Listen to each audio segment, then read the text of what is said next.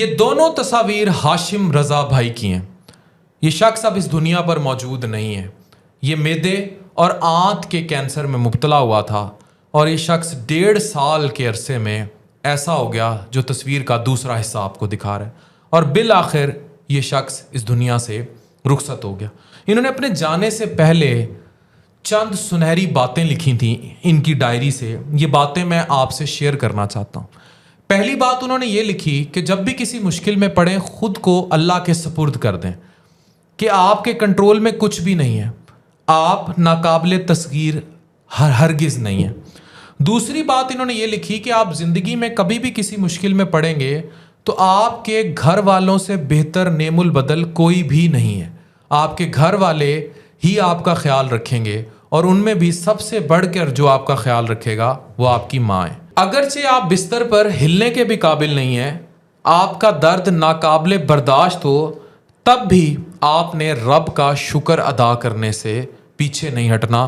آپ رب کا شکر ادا کرتے جائیں، آپ کی تکلیف اور کم ہوگی۔ چوتھی بات انہوں نے یہ کی کہ ہم بہت محدود ہستی ہیں۔ وی تھنک کہ ہم پوری دنیا کو کنٹرول کر لیں گے، ایسا نہیں ہے۔ جب آپ بیمار ہوتے ہیں تب آپ کو اندازہ ہوتا ہے کہ آپ کی اوقات کیا ہے۔ آج آپ اپنے آپ کو ایک منیچر کے طور پر دیکھیں، ایک اوقات لیس ہستی کے طور پر دیکھیں، کیونکہ آپ سے پہلے بہت سے لوگ ایسے گزر گئے جنہوں نے شاید اس دنیا کی تخلیق کا دعویٰ کیا تھا۔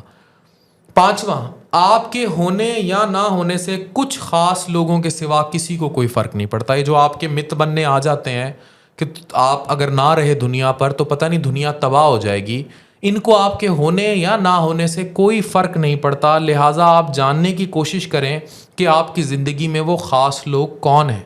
وہ خاص لوگ وہ ہوں گے جو جنازے پر آپ کی چارپائی کے گرد لپٹ کر روئیں گے، اور انہی خاص لوگوں کو قدر کیجیے۔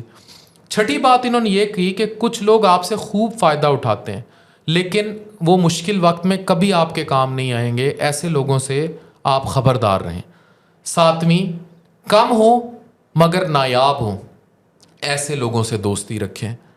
زندگی 8ویں نمبر پر انہوں نے یہ بات کی کہ ہم سمجھتے ہیں کہ زندگی میں بہت ساری چیزیں مفت میں ملی ہوئی ہیں، جیسے چلنا پھرنا، پارک میں چہل قدمی، باقاعدہ کھانا کھانا، ہنسنا، خوب مزے سے سونا، چھوٹے موٹے کام کرنے کے قابل ہونا۔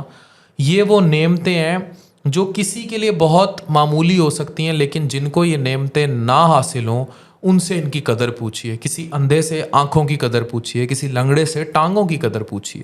تو صحت سے بڑی نعمت کوئی بھی نہیں ہے۔ یہ بات میں ہمیشہ اپنی ویڈیوز میں کہتا ہوں کہ صحت is bigger than any money in the world.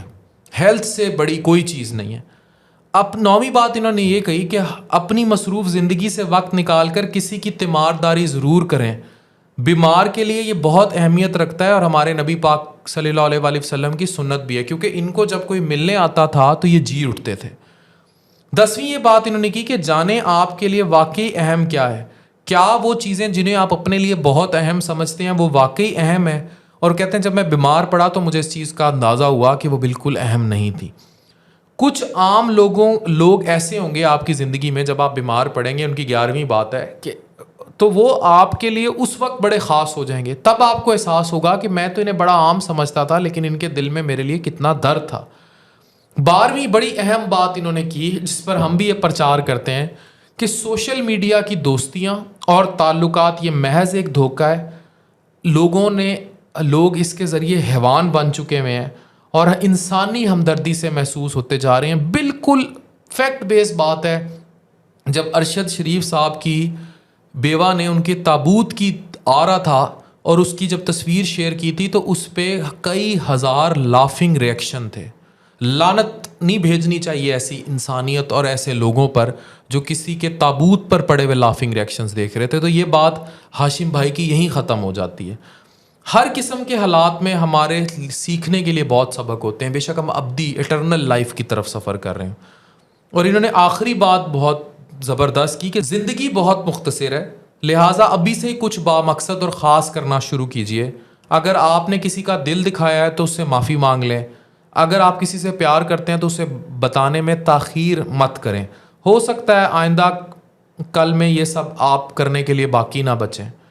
اور آخری इस धोखे में पड़ना बहुत आसान है कि मेरे बगैर दुनिया चल जाएगी, मगर सच ये है कि हमारे होने या ना होने से कोई फ़र्क नहीं पड़ता। ये याद रखें, 1999 में सब टीवी ऑफ हो गए थे, लाइटें चली गई थी, परवेज़ मुशर्रफ साहब टीवी पर नज़र आए थे। बाद में वो एमिलोइडोसिस, पूरे जिस्म में प्रोटीन डिपॉजिट्स की बीमारी का शिकार हुए थे। दिल ने काम करना बंद कर दिया था, चले गए इस दुनिया से। और एक वक्त ऐसा लगता था कि उनके बगैर पाकिस्तान नहीं चल सकता। तो कहीं भी ज़िंदगी में अगर आपको ये लगे और ये एहसास पैदा होने लगे कि आप नहीं है तो ये निज़ाम नहीं है, तो आप इस गलत फहमी से बाहर आ जाएं। आप जिस भी ताकत, ओहदे या कहीं भी हैं, आपकी अल्टीमेट मंजिल वो कब्र ही है।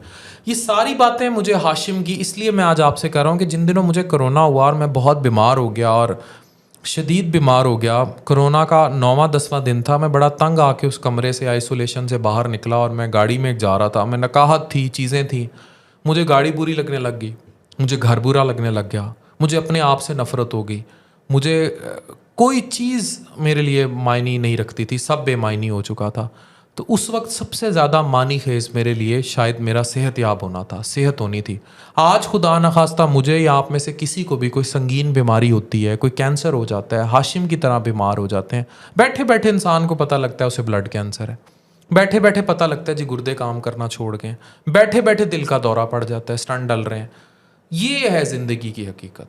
We are running after something which has no definition. Thank you very much.